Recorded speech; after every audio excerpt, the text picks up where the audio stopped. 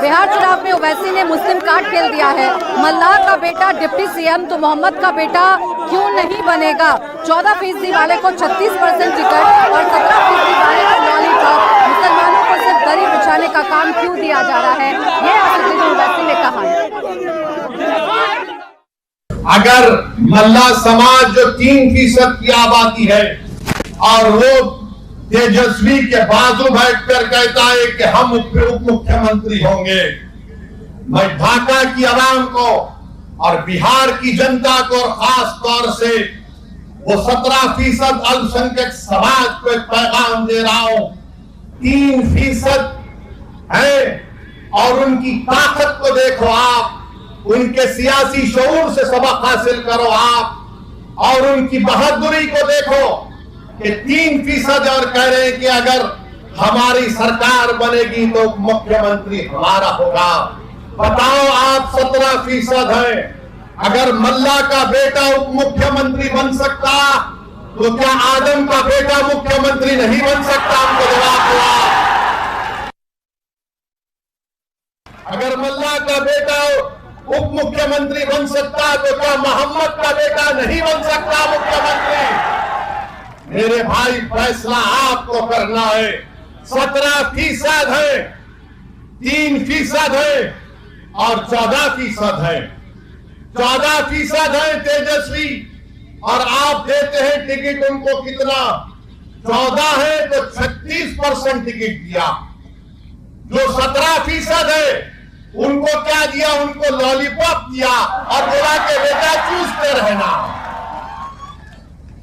तुम 14% और 36% तुम, और हमको बोल रहे दरी बिछाओ, दरी बिछाओ, दरी बिछाओ।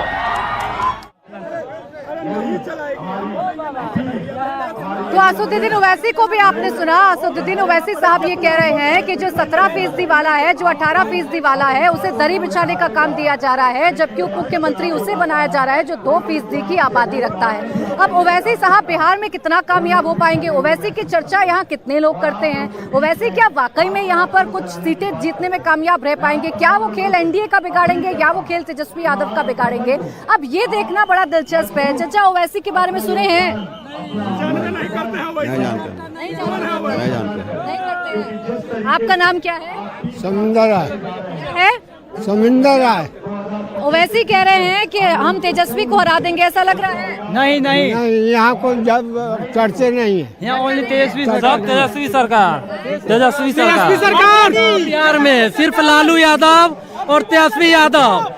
यहाँ लालू यादव के सिवा बिहार में किसी का नहीं है। ये चीज हमारे नेता आदरणीय तेजस्वी प्रसाद यादव जी, जो 17 महीना में 5 लाख रोजगारों उन्होंने दिया है और रोजगार फिर जैसी हमारे राष्ट्रीय जनता दल का ओवैसी कह रहे हैं कि जो 17% वाली आबादी है, मुसलमान वाली आबादी है, उसे नहीं उप मुख्यमंत्री बना रहे हैं, मल्लाह को बना रहे हैं, इसलिए मुसलमान उन्हें वोट नहीं देगा। मुसलमान में जो मुख्यमंत्री चेहरा का जो है पहले ही यहाँ घोषणा हो चुका है। हम कहना चाहते हैं जो वैसी बीजेपी का बी टीम है वो बता दे कि यहाँ भाजपा का यहाँ मुस्लिम कैंडिडेट को यहाँ जैसे टिकट दिया है। ये चीज हम पूछना चाहते हैं ओवैसी जी से कि बीजेपी वाले जो है क्या वो मुस्लिम चेहरा को यहाँ सामने लाए हैं।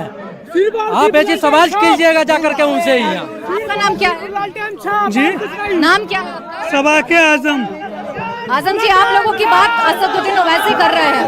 आगे आ जाओ। ओवैसी साहब कह रहे हैं कि जो मुसलमान हैं उनके साथ धोखा किया है आरजेडी ने। ऐसा लगता है आपको कि वो झूठ बोल रहे हैं? ओवैसी साहब कह रहे हैं धोखा हुआ है, ऐसा कुछ बात है ना। जहाँ का जो समीकरण रहता है उसी हिसाब से चलता है। ओवैसी साहब अकेले दम पे कुछ कर पाएंगे? इससे तो फिर निकल जाएगा बीजेपी, फिर कोई फायदा होगा नहीं। इधर भी गया उधर भी गया, इसीलिए सबको एकजुट होकर कांग्रेस को और महागठबंधन को सपोर्ट करना चाहिए। सारे मुस्लिम वोट को एक साथ होकर एकजुट होकर और कांग्रेस को वोट करना चाहिए और चोर को भगाना चाहिए। वोट चोर गद्दी चोर। अब आपने सुना, देखिए यहाँ बात असदुद्दीन ओवैसी की भी हो रही है, यहाँ बात आरजेडी की भी हो रही है, यहाँ बात एनडीए की भी हो रही है। लेकिन एक और बात है जो इस वक्त बिहार में की जा रही है और वो बात है जननायक की, क्योंकि जननायक को लेकर इस वक्त जो पॉलिटिक्स है वो साफ तौर पर देखने को मिल रही है। और पॉलिटिक्स इस वजह से कि आरजेडी के जो नेता हैं वो ये कह रहे हैं कि तेजस्वी यादव जननायक है, तो तेज प्रताप ने कह दिया कि जननायक बनना है अगर उन्हें तो लालू यादव की छत्रछाया से बाहर उन्हें निकलना होगा। और अब्दुल बारी सिद्दीकी भी ये कह रहे हैं कि अभी तेजस्वी को जननायक बनने के लिए बहुत कुछ करना है।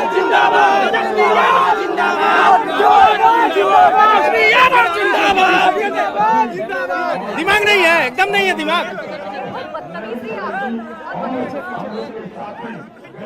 जी बात है।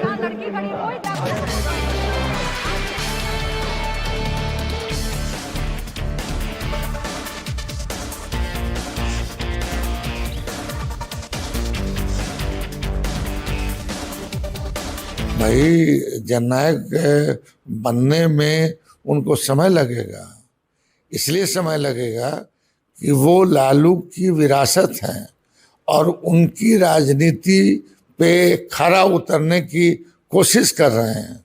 तो मुझको लगता है आने वाले दिनों में लालू जी या जननायक कर्पूरी ठाकुर के पद चिन्हों पर चलेंगे तो जननायक उनको भी कहेगा लोग। पोस्टर में जिनका ऊपर में है सभी जननायक, कर्पूरी जी, लोहिया जी, अंबेडकर, महात्मा गांधी, ये लोग जननायक हैं। अब जनता क्या चाहती है? जो लोग जननायक बता रहे हैं, जननायक नहीं बताना चाहिए। लालू जी भी जननायक थे, इन्होंने अब्दुल बारी सिद्दीकी जी ने कहा। लालू जी तो थे ही, लेकिन लालू जी का राहुल गांधी पे और तेजस्वी जी के पे छत्र छाया है। छत्र छाया, एक मिनट रुकिए ना भाई। छत्र छाया हटा करके, जैसे मेरे ऊपर छत्र छाया नहीं है, हमारे ऊपर गरीब जनता का, बिहार की तमाम युवा का, नौजवान का छत्र छाया है, जिसको लेकर के हम आगे बढ़ रहे हैं। तो अपने बलबूते पे करके दिखाएंगे। तो देखिए, राहुल गांधी को जननायक बताया गया, तेजस्वी यादव को जननायक बताया गया। अब उनकी पार्टी के जो नेता हैं अब्दुल बारी सिद्दीकी, वो ये कह रहे हैं कि जननायक बनने के लिए अभी तेजस्वी को और परिश्रम करना होगा।